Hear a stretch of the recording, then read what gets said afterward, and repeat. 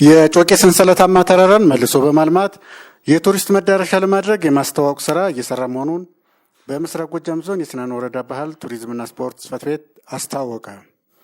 የጮቄ ተራራ ሀገራችን ኢትዮጵያ የውሃ ማማና የከፍታ ጣሪያ በማስባል ግንባር ቀደም ቦታ በመያዝ 23 ታላላቅ ወንዞችና 273 ታናናሽ የአባይ ገባሮች ከስር የሚያፈልቅና ከፍተኛ ቅዝቃዜ ያለው በተለይም በክረምት ወቅት በተወሰኑ ሳምንታት በበረዶ ተሸፍኖ የሚቆይ ተራራ ነው። አቶ ጊዜው ፈጠነ በስናን ወረዳ ባህል ቱሪዝምና ስፖርት ጽሕፈት ቤት የቅርስ ጥበቃና እንክብካቤ ቡድን መሪ ሲሆኑ የጮቄን አጠቃላይ ገጽታ መልካም ምድራዊ ሁኔታና ስነ ምህዳሩን እንዲህ ገልጸውታል። ዞኑ ዋና ከተማ ከደብረ ማርቆስ በ38 ኪሎ ሜትር ርቀት አካባቢ ይገኛል ማለት ነው። ከወረዳዋ ዋና ከተማ ከስናን ወረዳ ዋና ከተማ ከረው ገበያ በስተሰሜን አቅጣጫ በግምት በ10 ኪሎ ሜትር ርቀት አካባቢ ይገኛል ማለት ነው።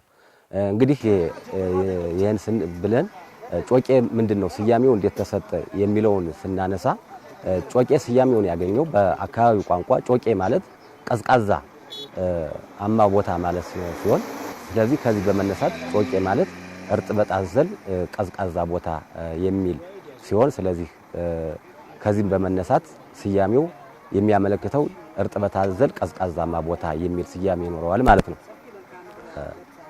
ከዞኑ ዋና ከተማ ከደብረ ማርቆስ በ38 ኪሎ ሜትር ርቀት አካባቢ የሚገኝ የመስህብ ስፍራ ሲሆን ስፋቱን በምናይበት ጊዜ 53558 ሄክታር የቆዳ ስፋት ይኖረዋል ማለት ነው። ይህን የቆዳ ስፋት የያዘ ሲሆን በዋናነት ከሚነካቸው ወረዳዎች ውስጥ ስናን፣ ማሻክል፣ ሰዴ፣ ሁለት ጁነሴ ወረዳዎችን የሚነካ ሲሆን ከነዚህ ወረዳዎች ውስጥ ደግሞ በሰፊው በስናን ወረዳ ውስጥ የሚገኝ የመስህብ ቦታ ነው ማለት ነው። ይህ ሆኖ እንግዲህ ጮቄ በዋናነት እንግዲህ የውሃ ማማ የሚባል የመስህብ ቦታ ትልቅ የመስህብ ቦታ ለአፍሪካ የውሃ ማማ የሆነ የመስህብ ቦታ ሲሆን በውስጡ 23 ታላላቅ ወንዞችና 273 ታናናሽ ወንዞች የሚፈልቁበት የአፍሪካ የውሃ ማማ ነው ማለት ነው። ከ23ቱ ታላላቅ ወንዞች መካከል እንደ ጎዴብ፣ ተምጫ፣ ዝምብል የመሳሰሉ ታላላቅ ወንዞች የሚፈልቁበት የመስህብ ቦታ ወይም የአፍሪካ የውሃ ማማ ነው ማለት ነው። ከዚህ በተጨማሪ እንግዲህ ቅድም እንደገለጽኩት በዚህ በጮቄ የመስህብ ቦታ ውስጥ ሌሎች የመስህብ ቦታዎች የቱሪስቶችን ቀልብ ሊስቡ የሚችሉ ወደ ወረዳችን የቱሪስቶችን ሊያመጡ የሚችሉ ወይም ለወረዳችን የገቢ ምንጭ ሊሆኑ የሚችሉ በጮቄ ስርዓተ ምህዳር ውስጥ ሌሎች የመስህብ ቦታዎች ይገኛሉ። ከነዚህም ውስጥ የአራት መከራከር ተራሮችን መግለጽ ይቻላል።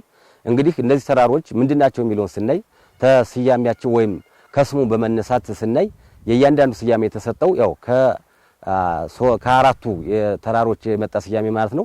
እንግዲህ ከስማቸው እንደምናየው እነዚህ ተራሮች አራት ናቸው። አራት መከራከር የሚባል ስያሜ ሰጥቷቸዋል። ከሰሜን ወደ ደቡብ በቁመት የተሰለፉ አራቱ ተራሮች ናቸው ማለት ነው። እነዚህ ተራሮች እንግዲህ ከመጀመሪያው ከትልቁ ተራራ ስንነሳ እናታምባ ይባላል። ቅድም እንዳልኩት እንግዲህ የእያንዳንዳቸው ስያሜ የተሰጠው ካላቸው ተፈጥሯዊ ገጽታ ነው ማለት ነው። የመጀመሪያው ትልቁ ተራራ እናታምባ ይባላል። ይህ ተራራ ለምን እናታምባ የሚል ስያሜ የተሰጠው የሚለውን ስናይ ከአራቱ ተራሮች ውስጥ የመጀመሪያው ትልቁ ተራራ ስለሆነ እናታምባ የሚል ስያሜ ተሰጥቶታል ማለት ነው። እንግዲህ በዚህ በአራቱ ተራሮች ውስጥ በመጀመሪያው በእናታምባ ተራራ ላይ የተለያዩ እጽዋቶች በጮቄ ስርዓተ ምህዳር ውስጥ የሚገኙ የተለያዩ እጽዋቶች ይገኛሉ። ለምሳሌ እንደ አስታ፣ አሻንግድዬ፣ ጅባራ የመሳሰሉ እጽዋቶች፣ ግምይ የመሳሰሉ እጽዋቶች የሚገኙበት ትልቅ ተራራ ነው ማለት ነው። ሌላው ይሄን ተራራ እንግዲህ ልዩ የሚያደርገው በዚህ በእናታምባ ተራራ ስር የአራት መከራከር መድኃኔዓለም ጸበል የሚገኝበትና የተለያዩ ህሙማኖቶችን የሚፈውስ ታሪካዊ ጸበል የሚገኝበት ነው። በዚህ ይሄ ጸበልም ዓመታዊ ንግሱ ጥቅምት 27 በሰፊው የሚከበርና የተለያዩ ምዕመናን ወደ አካባቢው በመምጣት ፈውስ የሚያገኙበት ሲሆን በየዓመቱ ጥቅምት 27 ንግሱ ይከበራል ማለት ነው። ወደዚህ ቦታ በመምጣት ህሙማኖች ፈውስ የሚያገኙበት ጸበል ነው ማለት ነው። ከዚህ በመቀጠል ከእናታምባ በስተደቡብ በኩል የምትገኘዋ ሁለተኛዋ ተራራ ደግሞ ገማሴ ትባላለች ማለት ነው።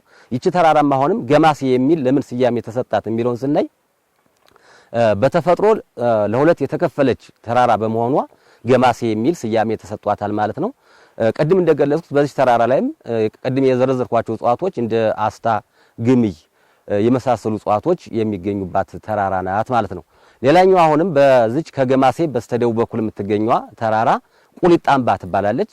ይቺ ተራራም አሁንም ስያሜዋ ለምን ቁሊጣምባ የሚል ስያሜ ተሰጣት የሚለውን ስናይ በተፈጥሯ ተራራው የተቀመጠበት ቦታ ሞለል ብሎ የወጣ ወይም ሸጠጥ ብሎ የወጣ ተራራ በመሆኗ ቁሊጣምባ የሚል ስያሜ ተሰጥቷታል ማለት ነው። ሌላኛው አራተኛዋ የመጨረሻዋ ተራራ በስተደቡብ በኩል የምትገኘዋ ሌማታምባ የምትባለዋ አራተኛዋ ተራራ ናት ማለት ነው። አሁንም ይቺ ተራራ ለምን ሌማታምባ የሚል ስያሜ ያገኘች የሚለውን ስናይ ያ ተቀመጠችበት ተፈጥሮ የመሬት ገጽታ የሌማት ወይም የሞሰብ ቅርጽ ያለው በመሆኑ ሌማታምባ የሚል ስያሜ ተሰጥቷታል ማለት ነው።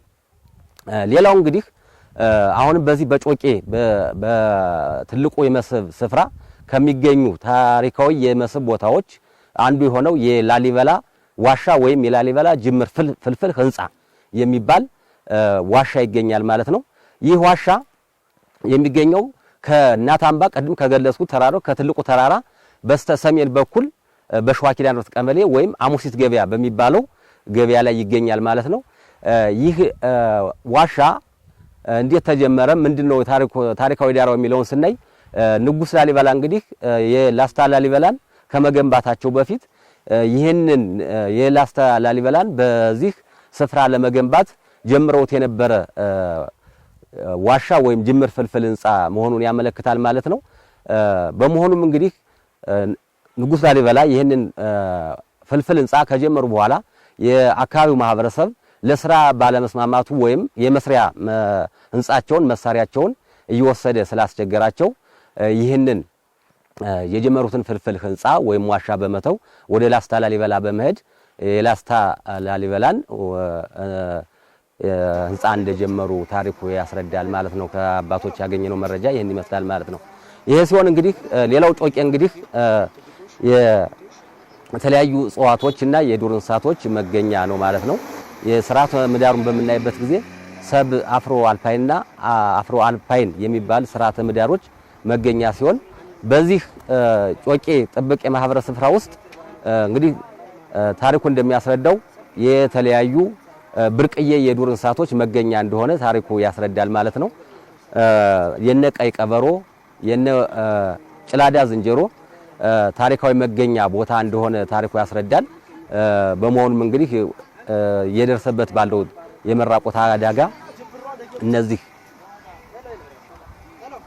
የመስህብ የዱር እንስሳቶች እንደተራቆቱ ያመለክታል። በአሁኑ ሰዓት እንግዲህ ጥብቅ ስፍራ እየተደረገ ተከሎ እየተሰራ ይገኛል።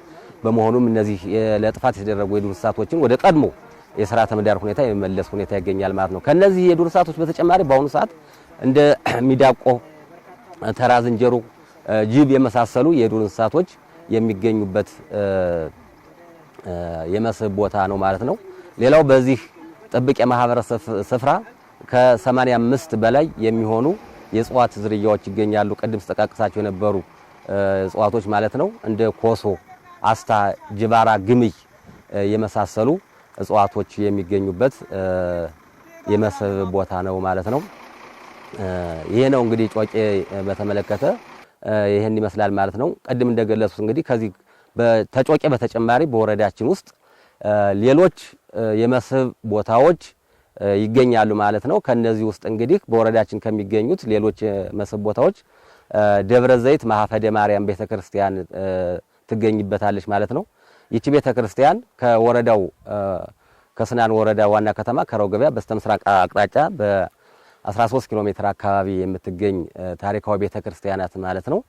ይቺ ቤተክርስቲያን እንግዲህ ታሪኩ እንደሚያስረዳው በ330 ዓመተ ምህረት በአብርሃ ወአጽብሃ ዘመነ መንግስት የተገነባች ቤተክርስቲያን ስትሆን ይቺ ቤተክርስቲያን እንግዲህ በውስጧ የተለያዩ ታሪካዊ ቅርሶችን የያዘች ወይም የሚገኙባት ጥንታዊት ቤተክርስቲያን ናት ማለት ነው። ሌላኛው እንግዲህ በወረዳችን ከሚገኙት የመስህብ ቦታዎች ውስጥ በተጨማሪው የዚላን ዘራቡርክ ጸበል ነው።